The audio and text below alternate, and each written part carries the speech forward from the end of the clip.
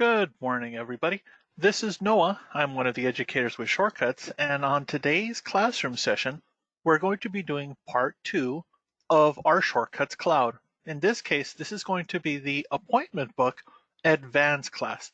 So if you're already using the Shortcuts Cloud, if you're already familiar with it, or you watched last week's video, then you should hopefully be familiar with it.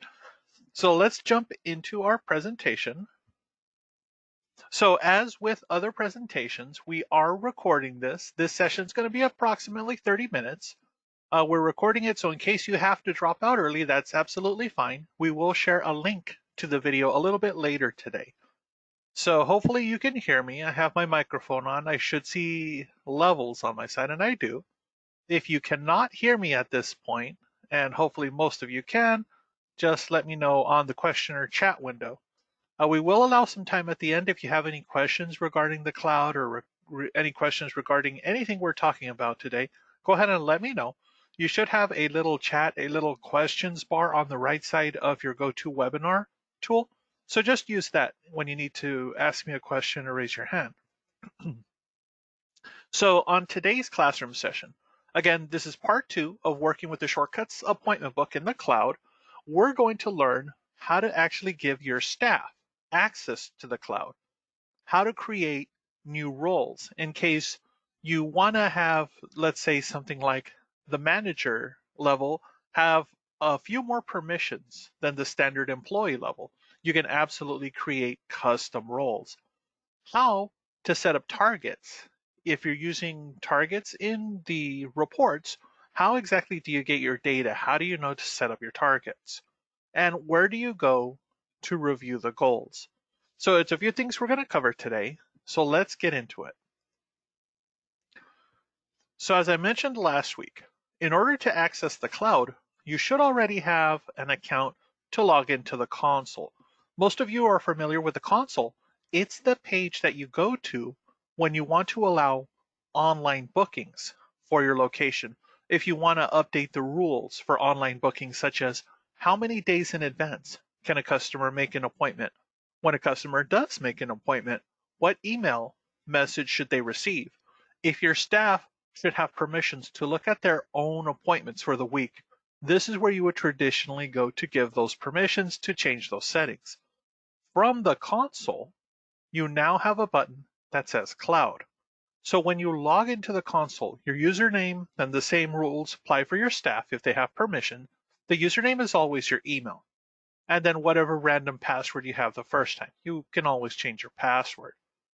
So those same credentials actually work in the Shortcuts Cloud. So you can actually have a separate bookmark for the cloud, which is at POS, point of sale.shortcutsoftware.com. That's different than the traditional console.shortcutsoftware.com URL. So once you go into the cloud, a number of the changes that you want to make are located under the menu button, and that's at the very top of the screen. So the first and foremost thing that you want to do is if you have a staff, if you have a team and you want to give them permission to access the cloud, to look at the cloud appointment book, to make appointments for themselves as if they were making appointments on the regular Shortcuts point of sale, this is where you go to. So you'll go to the menu button and then you'll choose employees and rosters.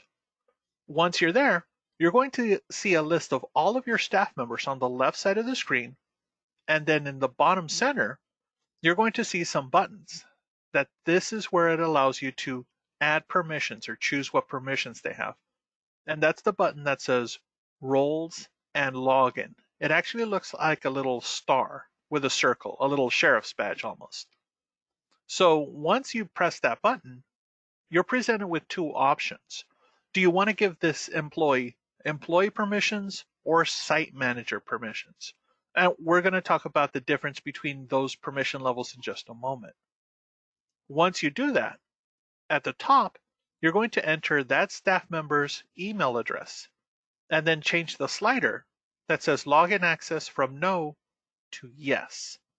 Once you press done, then the staff member is going to receive an email that will say, this is the link for the cloud. This is your username. This is your password. and then they will only be allowed to see what permissions you set them for. So we're actually going to show you in just a moment where you go to change that permission, change that employee access. So under menu again, if you were to go to general settings and roles, you're going to see two standard levels, either employee or site manager. And on the right, there's a button that says permissions. When you expand it by pressing the little plus button, then you're going to see exactly what the staff member is allowed to do. So can they see their own appointment book? Yes or no. Can they see other employees' appointment book? Yes or no. Should they have permission to make appointments for themselves? Yes or no. Should they have permissions to make appointments for other staff members? Yes or no. And most of these settings are by default. These are settings that the majority of the salons that Shortcuts worked with believes every employee should have access to. But you can always change these permissions. So if you decide perhaps they should or shouldn't be able to make appointments on somebody else's schedule, or even do things like create a task or assign a task, you can disable or enable that. Now, custom roles. So I'm actually going to show you how to do all of these steps, so I'm not just going to talk about it. But let's say site manager permissions give the employee too much power on your console, and employees don't give them enough access in the cloud. So you need to strike some sort of balance, perhaps a front desk, an assistant manager level of permissions that doesn't give them all of the permissions of a site manager, but gives them more permissions than the standard employee. So at the bottom of the screen, when you're looking at role setup, you can actually press new and give your new role a name. And then line by line, you can go through that same permission window and say yes or no, are they allowed to do certain things? And this corresponds to yes or no on the appointment book, yes or no with regards to customer privacy, client data, yes or no for other employees. Should they be able to see other employees' reports, things like that. So you have full customization of creating roles. You do not have to be forced to use the two default roles in the cloud. So with all of that said, let's review. So I'm going to get out of the presentation for a moment and actually go to the cloud. So in the cloud, this is my team, this is my appointment book. I want to see who has permission. So I'm going to go to the menu button at the top and employees and schedules.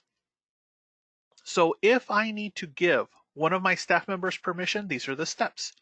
I would press the employees button and I would go through my list of employees. And let's say Minnie here, I wanted to give her permission. So at the bottom of the screen, I would press roles and login. And then does she have permission? Yes or no. What is her username? What is her email?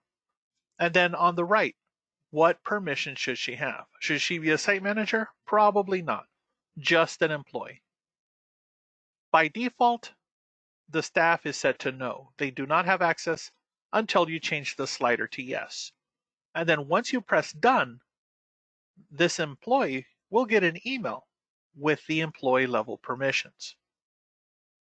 So any staff member that you currently have that is synchronizing online, Billy, Angel, Amy, you can always go down to roles and login and set their permissions.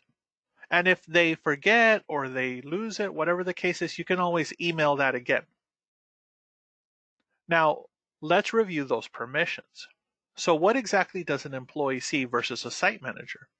So at the top, if I go to menu, I can go to general settings and roles. So if you notice, I have 3 permissions. I actually created a third, a custom one called assistant manager. But let's look at the 2 default ones, employee, site manager. I'm going to go to employee. And on the right side, it will show me, Shortcuts will show me which employees currently have this permission. And then what are the specific permissions? I can view this, I can view that. Now, if I click the salmon colored word that says permissions on the right side, Shortcuts will show me the specific categories that I can toggle yes or no. So as you can imagine, an employee does not have any configuration permissions. We don't want staff members logging in here and giving themselves permission to start messing with your marketing or messing with anything else. But as far as appointment book goes, the first four by default are enabled. Yes, they can view their own appointments, they can create their own appointments, they can update them, and they can delete their own appointments. And then the ones that are toggled no by default are things like, are you allowed to make appointments or view appointments for other staff members? So those are no's. But again, you're welcome to change any of these settings if you choose. So you will go through your settings, decide, okay, is this enough for my employees? Can they access the site? Yes or no? What permissions do they have with regards to customers? They can add new customers? Absolutely. They can even view their visit notes or create visit notes? Yes. But two of these, are you allowed to view customer contact details? Or can you search for global customers? So we don't necessarily want staff members being able to find the emails or phone numbers for our customers. So that is protected. They can search for their names, and that's fine. And then employee permissions. We don't want staff members adding other employees or giving them permissions. So as you can see, we are protecting the security of what they're allowed to see or do. And you're welcome to change some of these settings. Now, a site manager has far more permissions than that. Site managers are really like store managers. You're allowed to look at reports, look at the appointment book, give staff permissions, change staff permissions, all of the functions that you would have at the owner level traditionally. So you decide, okay, well, I have a receptionist or I have an assistant manager, and I want them to have more visibility than the employee, but less visibility than a site manager. So in that case, you would press New at the bottom of the screen, and I already did that, and I created a category called Assistant Manager. And then I can tell Shortcuts, once my Assistant Manager list is here, what permissions does the Assistant Manager have? And I can go line by line and say yes or no, you're allowed to do certain things. And then once I give a staff member this level of permission, Assistant Manager, then they'll be able to access what I am allowing them to. Now you may notice under Employee and Site Manager, we actually have some overlap.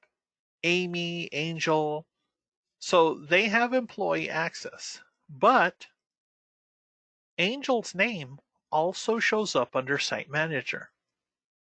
So what's going to happen in this case? Shortcuts will recognize Angel has all of the permissions of a regular employee, and this does not include the ability to set up other staff members. And under Site Manager, Angel does have those permissions. So how does Shortcuts, how does the cloud avoid a conflict here? What Shortcuts does is it recognizes, okay, if a staff member name appears in multiple lists, and Angel's name can even be added to Assistant Manager if I choose, and I can go through my list and say, yes, she has Assistant Manager permission as well. What Shortcuts will do is it will actually say whatever the top most level of permission that the staff member has, that's the permission I'm going to acknowledge. So even though employees do not get to see everything and Angel is on that list, Shortcuts will also recognize that Angel is on the list that has all permissions. So it's going to override her default and just acknowledge she has Site Manager permissions. So just remember that. It's not going to be sort of like a double negative. It will only recognize that top level of access that you have granted. So that's how you add and how you customize those permissions and even create your own custom permission. So let's go back to the presentation.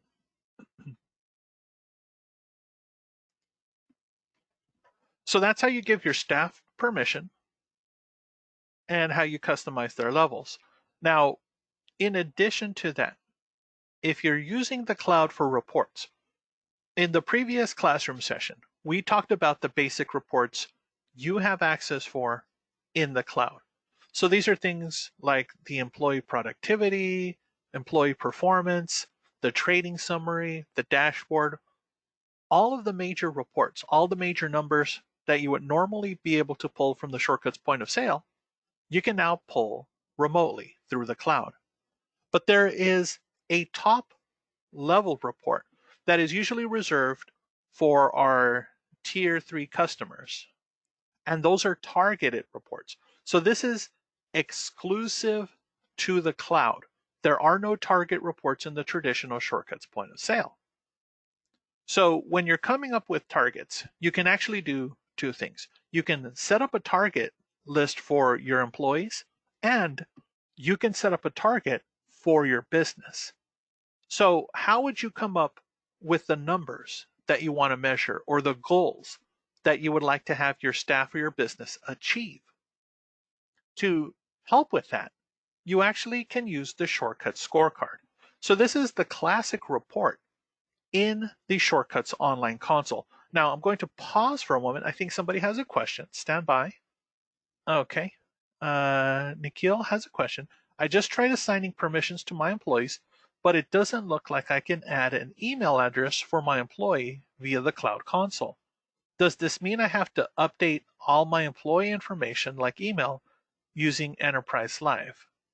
I think for Enterprise Live, you may have to update their details there. Nikhil, I'll have to get back to you because what I'm setting up here is for the standard Shortcuts Fusion point of sale, not necessarily enterprise. So we'll pin this question and I'll email you back regarding it. Good question. Okay, so let's go back to the presentation. So in the console, Shortcuts gives you a snapshot of how your business is performing month to month and even year to year, and how you're trending against the industry averages. So there's a number of key performance indicators, KPI, that we're looking at. Your revenue for services, for retail, your online bookings, your clients, are they going up? Are they going down? Or are they holding steady from month to month? So you can always log into the console and take a look at what your trends are at. Once you know where your business is at, then you can decide, okay, I have a goal for my staff. I have a goal for my business. So let's say you had a business, you did a lot of service, not so much retail. So you decide, okay, I'm going to start setting targets for retail for my staff. Now that I know where I'm at, perhaps I'm $100 or $200 under the industry averages, so I want to hit those numbers. So you would go into the cloud, you would go into the menu, employees and schedules, and target setup. And you can actually go one staff member at a time and set a goal for them. Now, these are weekly goals, not monthly, not quarterly. Once you set their goal, then you can also set a business goal. So there's 6 targeted key performance indicators that you can set for every staff members. We're looking at net sales for the business and total sales for the employees. We're looking at service sales, retail sales, rebooking percentages, average dollars for tickets, and customer visits. So some of these we're setting for a fixed dollar amount, like retail sales and average spend. We want to say, okay, your goal this week, $1,000, $1,500, $2,000. What's the retail goal for you this week? We want you to hit 200, 300, whatever that target is for you. Then the others are percentages. So of all the customers you get this week, how many would we like to get rebooked? And of course, the goal is 100%. But to be realistic, to build to that 100%. If your staff really isn't getting a lot of rebookings, set the goal for 25, 30, 40%. And once they consistently meet that target, then you can begin to increase it. So once you have all of your targets set for your staff and your business, at the end of each week, when you go to your reports, you can actually view all of those targets. How are you actually performing? So you'll go to reports, you'll go to your targets, and you'll actually get a bar graph. The first line will be, what was the target goal for this employee or for your business? Are you above that goal, below that goal? How are you averaging? How are you trending? If you have multiple locations, you can actually choose to filter it for just one or two sites. So you're always welcome to set date ranges, but we're always looking at about a week's worth of data. And you can also filter it to just one specific employee. So instead of seeing everybody, I just want to see Angel's totals. I can just click the checkbox and take a look at that. So before we wrap this one up, I'll go back and I will actually show you those screens. So again, we're in the cloud. We're under menu, employees and schedules. This is where we go to create our targets. So we'll go to targets. And this is for the business. So at the very top, what is the target for the business? So for every week, these are our goals. Now, we cannot yet change and set this for month or for quarter. It's by week for now. I don't know if that will be changeable in the future. And then once we have that, for each staff member, what are our goals for our staff members? And then once you press done, Shortcuts will then allow you to track them. So when we go to menu and reports, I have a target report. And Shortcuts will say, okay, for the past week, this is how I've fared. And of course, on my test database, I'm not actually taking transactions. But you can imagine there should be a line graph saying, am I above, below, or exactly on my goal? So let us return. Okay. So with last week's classroom session and with this week's classroom session, you should now be much more comfortable working with the Cloud Appointment Book. You should now know how to give your staff permission, how to customize their permission if you have to, how to create new roles. You should know where to go when you're looking for target data. Where do you go to find out your KPI data? So that's in the console. Once you know what your numbers are, where do you go to set targets for yourself, for your business, for your staff? And then finally, which report we go to review the goals. Now, employee permission does allow them, if you have targets in the cloud, allows them to see their own targets. So they don't see business targets, they don't see their coworkers' targets, they only see themselves. And since this is cloud-based, if an employee is working remotely, if they're off for the weekend, they just want to look at their productivity, they can bring up the cloud on their phone, look at the reports and say, okay, am I over? Am I under? How am I doing with regards to my own goals? And they can always access that and be motivated for the next time they come in to hit those targets.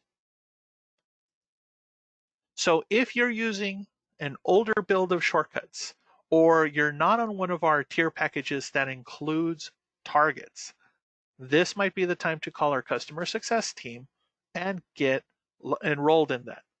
So here's our number. Go ahead and give us a call. And you can also reach out to us on customer care USA at shortcuts.net.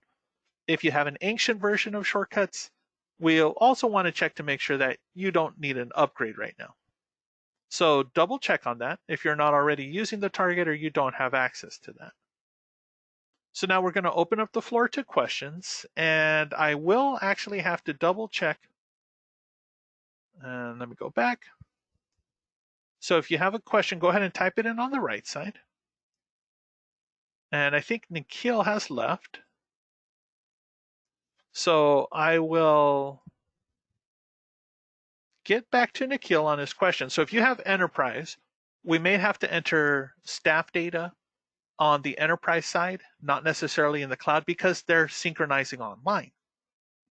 So that's why Nikhil wouldn't necessarily be able to just enter an email in the cloud because it's synchronizing already online. So I'll get back to him regarding that. But if anybody else has a question, go ahead and on the right side of the screen, type out your message either in the chat or the question window. I'll give you a few moments.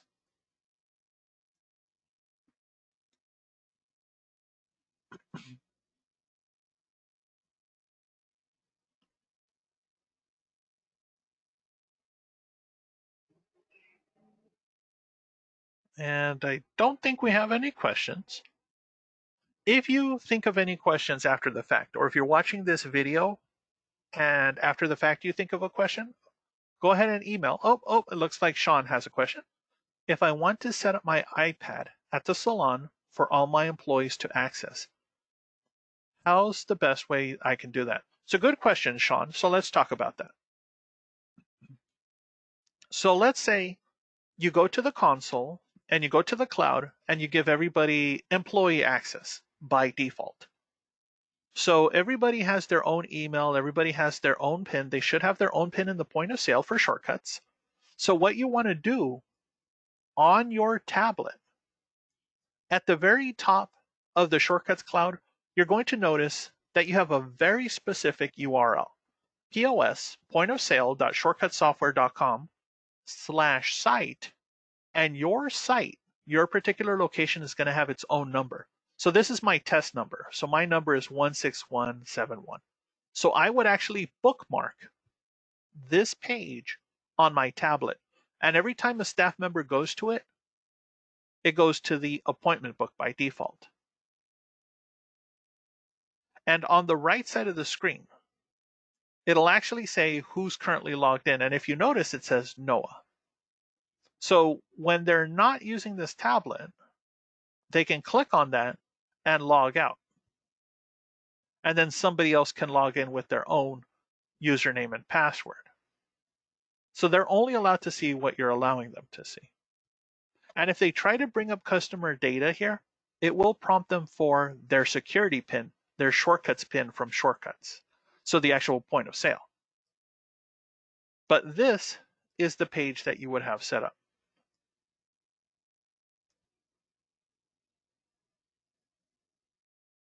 Okay, I hope that helps, Sean.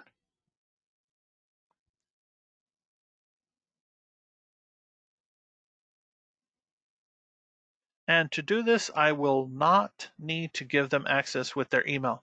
Well, they still need to have an account because you don't necessarily want the staff to log in using your credentials, because then they'll be able to look at the reports. They'll be able to go into marketing and send campaigns to customers. They'll be able to look up clients, contact details. So you absolutely want to give them their own permission, their own account using their email. So let me log in again and just walk through that process.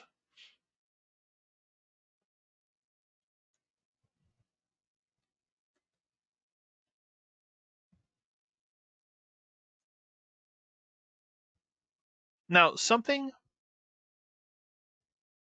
that some of the salons, some of the sites that we work with do, they'll actually create a generic employee with a generic PIN like 4321, and they will give them just the bare permissions in the cloud. And in that case, if you bookmark the cloud page, every staff member knows what the username is. Every staff member knows what the PIN is. And they're only allowed to see the bare minimum information in the cloud. So let's go back to Angel's Test Cloud, or Angel's Test Account.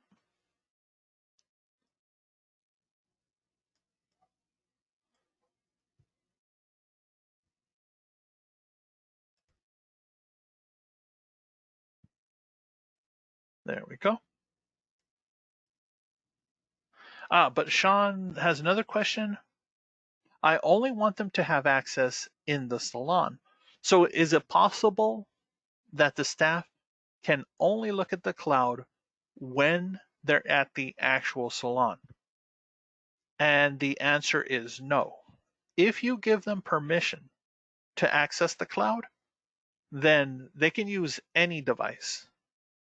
And they can use their own cell phone, for example, go to the cloud URL and look at the appointment book, look at their own reports. You can, however, limit when they're allowed to look at it. And that's one of the permissions. Under Menu, General Settings, Roles. So if we look at the permissions for employee, for example, we can go to Permissions. When can they access the appointment book? So by default, they can only see their own. But under General, this is where you can limit when they are allowed to look at it. So can they access this site? Yes or no?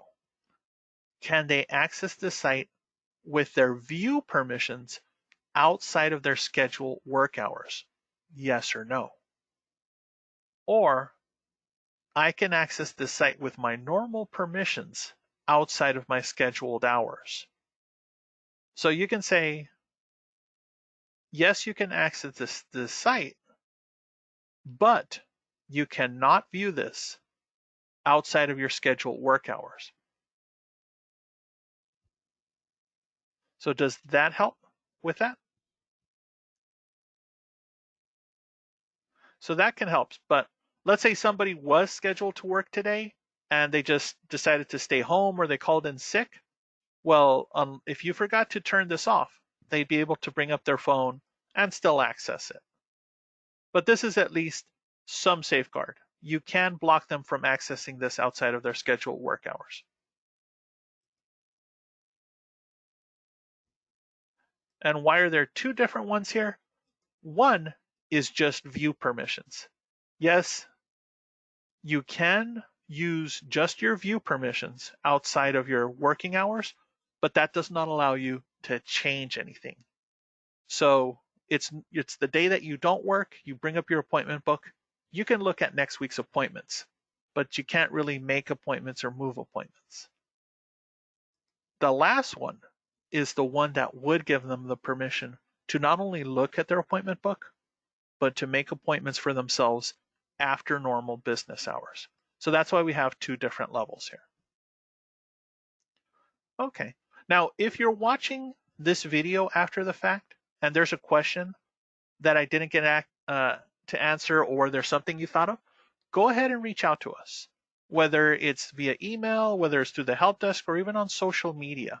Give our customer success team a call, and even on Facebook and social media. So on Instagram, Shortcuts USA, on Facebook at Shortcuts USA, we will get to your question. We will get back to you.